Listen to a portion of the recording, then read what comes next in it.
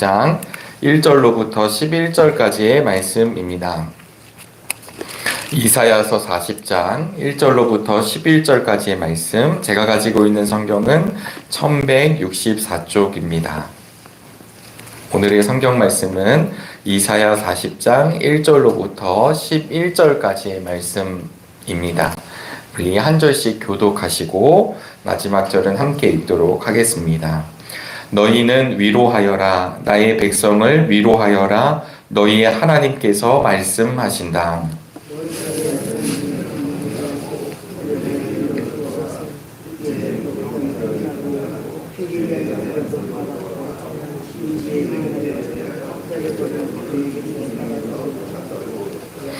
한 소리가 외친다. 광야에 주님께서 오실 길을 닦아라.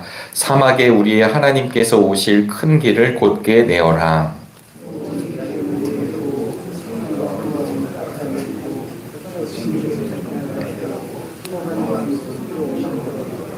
주님의 영광이 나타날 것이니 모든 사람이 그것을 함께 볼 것이다. 이것은 주님께서 친히 약속하신 것이다.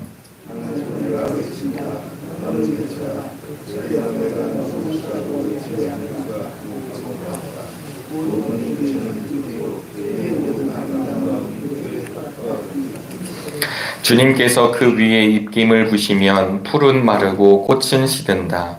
그렇다 이 백성은 풀에 지나지 않는다.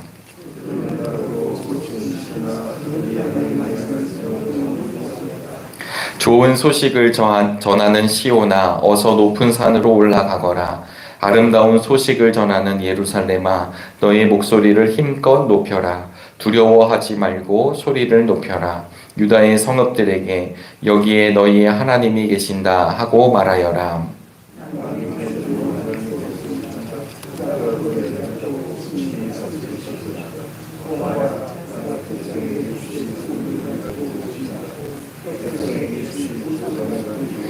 함께 읽겠습니다. 그는 목자와 같이 그의 양떼를 먹이시며 어린 양들을 팔로 모으시고 품에 안으시며 젖을 먹이는 어미 양들을 조심스럽게 이끄신다. 아멘. 오늘도 주님의 은혜와 평강이 사랑하는 우리 정릉의 성도님들과 함께 하시기를 바랍니다. 대림절 두 번째 주일을 보내고 또 새로운 한 주간을 보냈는데요. 이제 겨울을 지나고 있지만 우리의 마음은 늘 환할 수 있게 되기를 주님의 이름으로 소망합니다. 이스라엘이 고백하는 하나님, 특별히 오늘 본문의 말씀에서 고백하는 하나님은 위로의 하나님이세요. 우리 하나님은 공의의 하나님이시기도 하고 우리 하나님은 무섭게 때로는 진노하시는 하나님, 심판하시는 하나님이시기도 하지만 오늘 이사야 40장의 말씀을 통해서 위로하시는 하나님을 고백하고 있습니다. 이스라엘 백성이 애굽의 노예 생활을 하게 됐을 때 성경은 430년 동안 이스라엘 백성들이 노예 생활로 살아왔습니다. 그들이 어떻게 거기서 헤어나올 방법도 없었고 그냥 그렇게 부모대로 조상대로 흘러가는 일들을 경험하게 됩니다. 아무것도 할 수 없을 때, 그래서 출애굽기에 보면 이스라엘 백성들이 울부짖었다 이렇게 표현하고 있거든요. 그 울부짖음을 듣고는 하나님께서는 모세를 세우시고 이제 때가 되어 하나님의 출애굽 역사를 시작하십니다. 그때에도 하나님은 바로 그들 울부짖는 이스라엘 백성들 그 민족을 위로하셨습니다. 그 후에 이스라엘 역사가 쭉 전개가 되다가요, 이제는 결과적으로는 북이스라엘도 망하고 남유다도 망하게 됩니다. 바벨론에서 70년 동안 포로 생활을 할 때에도 70년이란 세월이 짧으면 짧고 길면 길거든요. 우리 정릉교회가 70주년입니다. 이제 내년이면 71주년이 되니까 우리 이 긴 세월 동안 포로 생활을 하게 되는 것이죠. 그런데 그 당시 세계 정사가 굉장히 혼란합니다. 바벨론에게 망했는데 그 다음에 페르시아라고 하는 나라가 다시 바벨론을 이기게 됩니다. 힘없는 백성들은, 포로들은 그냥 그대로 이제 이완이 되겠죠. 그런데 고레스라고 하는 페르시아의 왕이 무조건 이스라엘 백성들을 고국으로 돌아가게 하는 칙령을 발표합니다. 성경은 놀랍게도 이 말씀을 에스라서에 보면 하나님께서 고레스 왕의 마음을 감동시키셨다라고 고백을 하고 있습니다. 그러니까 하나님의 일이 예상했던 대로 이루어지는 것이 아니라 굉장히 극적이죠. 우리의 삶 가운데서도 마찬가지입니다. 왜냐하면 우리에겐 힘들고 불가능하고 어렵고 안 될 것 같지만 우리 하나님께서는, 위로하시는 하나님께서는 자신의 백성을 하나님의 방법으로 이끌어 주신다라고 하는 뜻입니다. 예수님도 그런 말씀을 동일하게 선포하시는데요. 마가복음 9장 23절의 말씀을 보면 우리에게 이렇게 되물어 주십니다. 할 수 있거든이 무슨 말이냐? 믿는 자에게는 능치 못할 일이 없느니라. 여러분, 위로하시는 우리 주님의 손길을 경험하시게 되기를 주의 이름으로 축복합니다. 그래서 오늘 이사야서 40장, 우리 이사야를 공부할 때요, 우리 예전에는 39장까지 1 이사야, 40장부터는 2 이사야 이렇게 공부하고요. 또 요즘에는 1 이사야, 2 이사야, 3 이사야 이렇게 공부를 합니다. 그러니까 이게 본문에 따라서 조금 이제 내용들이 한 사람의 기록으로 보기 어렵다라고 보는 것인데요. 크게 저희들에게 그게 중요한 것이 아니라 39장까지는 하나님께서는 백성들을 향해서 너희들 바로 서라. 너희들의 삶을 온전히 하라. 죄로부터 물러나라. 다시금 하나님을 붙잡으라. 라고 하는 말씀을 이사야를 통해 선포하게 하십니다. 그러나 결국 말을 듣지 않죠. 결국 이스라엘 백성들은 그의 죄의 결과로 결국은 바벨론의 포로로 잡혀가게 됩니다. 그러나 이제 40장부터 66장까지의 말씀을 보시면 하나님께서는 다시 이사야를 통하여서 무슨 말씀을 주시냐면 죄로 멸망을 받고 끝났다라는 것으로 방점을 찍어주시는 것이 아니라 그래, 너희들의 죄의 결과로 눌려있고 억눌려있고 지금은 그렇게 힘듦을 당하고 있지만 이제 내가 다시 너희들을 세울 것이다. 이제 다시 내가 너희들을 위로하여 줄 것이다. 이제 다시 내가 너희들에게 나와 함께 하나님의 나라를 세워갈 것이다. 라고 하는 말씀을 선언해 주고 계십니다. 여러분, 신약에도 사도 바울이 우리 하나님을 어떻게 표현했냐면 모든 위로의 하나님 이렇게 표현을 하거든요. 왜냐하면 사도 바울 스스로가 제1차, 2차, 3차 선교 여행을 떠나면서 하나님이 나와에게 어떤 존재인지를 분명히 경험했기 때문입니다. 고린도후서 11장 23절로부터 28절에 보시면 바울이 어떤 일을 경험했는지를 설명하는데요. 이렇게 써 있습니다. 나는 더 많이 수고했고 감옥에도 갇혔고 39대 맞는 태형도 5번이나 당했고 몽둥이로 3차례 맞았고 돌에 맞은 적도 있습니다. 배가 난파된 적도 있었고 밤낮을 망망대해서 표류한 적도 있었고 강물의 위험, 강도들의 위험, 내 동족들에게서 받는 위험, 이방인들에게서 받는 위험, 도시에서 당한 위험, 황량한 광야에서 당하는 위험, 바다, 또 거짓 신자들로부터 오는 위험을 겪었습니다. 나는 수고하고 애쓰며 살았습니다. 잠 못 들어 밤을 지샌 적 여러 번이고 배고프고 목마르고 굶기도 자주하고 추위에 떨었고 헐벗음의 고통도 받았습니다. 다른 것들은 접어두더라도 나는 날마다 교회들에 대한 염려로 마음이 짓눌렸을 때가 있습니다. 바울이 편안하게 누가 안내하는 길을 떠나갔다는 것이 아니라 그 여정 자체가 굉장히 힘들고 어려웠지만 그는 하나님을 어떻게 고백하냐면 모든 위로의 하나님이라고 고백하는 것입니다. 그래서 그는 이제 고난을 받으면 받을수록 하나님의 위로가 더 크게 나에게 온다라는 말씀을 하게 되는데요. 제가 고린도후서 1장 5절의 말씀을 읽겠습니다. 그리스도의 고난이 우리에게 넘치는 것과 같이 그리스도로 말미암아 우리의 위로도 또한 넘칩니다. 아멘. 여러분, 이것은 바울이 분명한 주님의 세계를 보았기 때문입니다. 정말 주님의 자녀로 주님의 사람으로 살았기 때문에 자신을 위로하는 하나님은 단순히 마음을 토닥여주고 어깨를 두드려주는 존재가 아니라 내 삶을 친히 이끄시는 분이 나의 인생과 함께한다는 것을 알았기 때문입니다.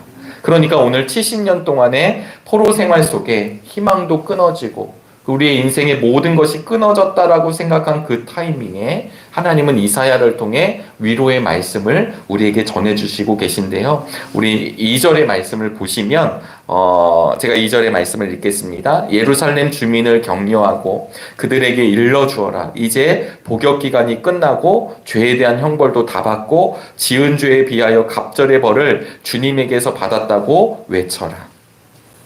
이것을 요약하면 포로 생활이 끝났습니다. 라고 외치는 장면입니다. 여러분, 모든 것이 포기되고 있을 때 여러분, 우리의 포로 생활이 끝났습니다. 이제 다시 우리는 고국으로 돌아갑니다. 라는 말이 얼마나 우리에게 소망이 되고 힘이 될까요? 그러면서 5절에 보니까 주님의 영광이 나타날 것이라고 이야기합니다. 여러분, 하나님의 영광이 무엇일까요? 하나님의 영광은 하나님께서 하시는 일 때문에 우리 하나님이 찬양받으시고 높임을 받으시는 것입니다. 황희찬이라고 하는 선수가 있거든요. 네, 유명한 축구 선수이죠. 영국에서 축구 선수 하고 있습니다. 황희찬 선수가 이제 이렇게 월드컵이나 이럴 때 골을 넣으면 막 난리 났잖아요. 우리 손흥민은 뭐 워낙 큰 선수니까요. 제가 이 말씀을 드린 건 제가 이제 부천 출신인데 부천에 가니까 부천의 아들 황희찬 이렇게 적어놨더라고요. 우리 국위선양을 한 사람이 생기면 그 동네에 이제 그 사람의 이름, 뭐 누구의 아들, 누구의 손자 이렇게 있죠. 이게 우리로 보면 가문의 영광 아닐까요? 우리 교회에서도 위대한 인물이 태어나면 우리 교회 사람들이 쉬쉬할까요? 소문내고 다닐까요? 우리 교회 자랑이 되잖아요. 하나님의 영광이라는 것은 바로 우리들 존재 때문에 플랜카드가 걸리는 것입니다. 하나님의 영광이 드러나는 것, 우리는 가문의 영광만으로도 나라의 국위선양만으로도 높임을 받았다고 우리가 칭송을 하게 되는데요. 하나님의 영광이 드러나게 될 것이다 라고 이야기합니다. 그러면서 오늘 어떤 말씀이 있냐면요. 하나님의 대로가 열린다라는 말씀입니다. 우리 4절 말씀을 함께 읽어보실까요? 모든 계곡은 산과 언덕은 깎아내리고 거친 평탄하게 하고 험한 곳은 평지로 만들어라. 여러분, 이걸 이미지로 보면, 그림으로 보면요, 높았던 것이 깎여지고요, 파였던 것이 올라와서 이 방해하고 있었던 것들이 쫙 펴지는 겁니다. 이게 주의 대로가 열린다라고 하는 표현인데요. 이게 바벨론에서 고국 이스라엘까지 하나님의 대로가 열린다는 것입니다. 우리의 마음 가운데 하나님과의 간격이 있는 것이 아니라 그 골짜기가 메워지고 산이 깎여지고 하나님과의 길이 연결된다라고 하는 것입니다. 이 말씀을 읽다가 이 말씀을 읽고 세계 역사에 크게 한 획을 세우신 분이 있는데 그분이 누구냐면 마틴 루터킹 목사님이세요. 이 본문을 묵상하시다가 결국은 1963년 링컨 기념관 앞에서 그 유명한 연설을 하시죠. 나에게는 꿈이 있습니다. 많이 들어보셨잖아요. 그럴 때 이 나에게는 꿈이 있습니다 라고 이 베이스가 되는 것, 모토가 되는 것이 바로 오늘 본문의 말씀입니다. 그래서 그 중간 부분에 이렇게 써져 있죠. 오늘 나에게는 꿈이 있습니다. 어느 날 모든 계곡이 높이 솟아오르고 모든 언덕과 산은 낮아지고 거친 곳은 평평해지고 굽은 곳은 곧게 펴지고 하나님의 영광이 나타나 모든 사람이 함께 그 광경을 지켜보는 꿈입니다. 여러분, 그가 그냥 묵상하다 생각해낸 것이 아니라 이사야 40장 위로의 말씀을 보면서 그는 미국의 현실 가운데 마틴 루터 킹 목사님은 연설을 하게 된 것입니다. 하나님의 말씀이 선포되는 곳, 하나님의 위로를 경험하는 곳에는 하나님의 대로가 열린다는 사실을 기억하시기를 바랍니다. 그러면서 오늘 본문은 하나님의 말씀은 영원하다. 풀은 마르고 꽃은 시들고 그냥 순간순간 살아가지만 우리의 인생도 긴 것처럼 보여지지만 잠시 왔다 살아가는 인생이고 안개와 같이 거치는 인생이지만 그러나 변하지 않는 것 하나님의 말씀은 영원히 서 있으니까 이 말씀을 붙들라는 것입니다. 저는 오늘 본문의 말씀을 마치면서 어제 제가 신앙 강좌로 카일 아이들먼 목사님의 책을 가지고 잠깐 나누었거든요. 근데 그 책에 보면 이런 내용이 목사님의 경험이 있는데요.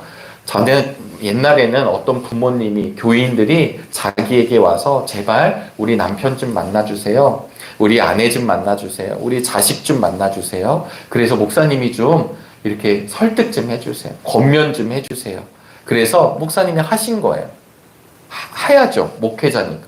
근데 하면 그들이 안 듣더라는 거예요. 이유가 뭔지 아십니까? 엄마는 갈급했지만 자녀는 갈급하지 않았기 때문이에요. 그래서 이 카일 아이들본 목사님은 어떻게 나중에 바뀌셨냐면, 아, 그렇군요. 그러면 제 연락처를 드릴 테니 남편분이 저에게 전화를 하라고 하십시오. 아내가 저에게 전화를 하라고 하십시오. 자녀가 저에게 전화를 하십시오. 거기엔 중요한 이유가 있었습니다. 그 이유는 무엇이냐면 자기 스스로가 갈급함을 하고 만나면 하나님의 역사를 경험하였지만 누군가 등 떠밀어서 하는 일에는 일이 일어나지 않았다라는 것입니다. 오늘 하나님의 말씀이 영원하다. 하나님은 위로하신다라고 하는 타이밍을 보시면 이 타이밍은 어떠할 때였냐면 그들이 절박하고 무너져 있을 때였습니다. 주님 아니고서는 해결하고 할 수 없을 때 이 말씀을 붙들게 되는 것입니다. 나 스스로 주님 없이도 잘 사는 사람들에게는 하나님의 말씀이 영원하든 영원하지 않든 전혀 상관없는 이야기일 것입니다. 오늘 이 아침에 예배를 드리고 있는 우리의 삶 가운데 하나님의 말씀이 영원하다는 사실을 통해 우리가 붙잡아야 할 분이 주님이심을 기억하시게 되길 소망합니다. 이 상황 속에서 우리가 할 일은 영원하신 하나님을 붙잡으시고 위로의 하나님을 의지하며 오늘을 걸어가실 수 있게 되기를 바랍니다. 대림절을 보내고 있습니다. 사람들은 크리스마스라고 마음이 들뜰 때가 있습니다. 전국이 어수선하여 마음이 혼란할 수도 있습니다. 그러나 오히려 이러한 때 하나님의 기대하심을 기대하며 우리의 삶이 주님을 바라보며 의지하는 믿음의 절기가 되시기를 바랍니다. 이스라엘의 역사 현장에 위로의 하나님이 개입하셨던 것처럼 오늘 우리의 삶에 우리 주님이 직접 개입하신다는 사실을 기억하고 주님과 만나는 은혜가 이 한 주간 있게 되기를 주의 이름으로 축원합니다. 기도하시겠습니다. 하나님, 오늘도 우리의 삶을 바라보시고 우리의 삶을 붙들어 주시고 우리의 삶을 위로하여 주신 하나님을 만나게 하여 주신 것 감사합니다. 절체절명의 위기 가운데 하나님 우리의 힘으로 아무것도 할 수 없는 그때 우리 하나님께서는 사랑하는 아들 예수 그리스도를 이 땅에 보내주셨습니다. 아기 예수님이 오셨던 성탄절을 바라보며 빛으로 오신 주님을 기대하고 사모하며 또 다시 오실 주님을 기대하며 대림절을 보내는 가운데 있습니다. 역사 한가운데 오셨던 우리 주님을 기억하며 우리의 삶의 한복판에 오실 주님을 붙잡게 하여 주시옵소서. 하나님, 특별히 우리 정릉교회가 70주년을 은혜 가운데 보내며 어제는 정기덩이를 잘 마치고 또 새로운 한 해를 선포하며 걸어갑니다. 주님 하실 일을 기대하고 하나님의 영광을 바라보며 마음껏 쓰임받는 교회, 마음껏 쓰임받는 믿음의 성도들이 되도록 축복하여 주시옵소서. 추운 겨울날 우리의 마음이 움츠러들지 않게 하여 주시고 이 나라와 민족을 바라보며 어수선한 우리의 마음을 내려놓게 하시며 주님께서 이끌어 가실 하나님의 능력을 기대하며 기도하는 우리 모두가 되도록 축복하여 주시옵소서. 하나님, 우리의 삶은 분열되어 있지만 하나님 이 땅의 분열 가운데 우리 주님이 친히 내려와 주셔서 다시금 화해케 하여 주시고 하나가 되게 하신 은혜를 기억합니다. 하나님, 우리의 삶도 역시 누군가의 삶의 통로의 역할을 감당할 수 있도록 복음의 통로의 사명을 감당할 수 있도록 은혜를 허락하여 주시옵소서. 환우들 붙잡아 주시고 어려운 이웃들 함께하여 주셔서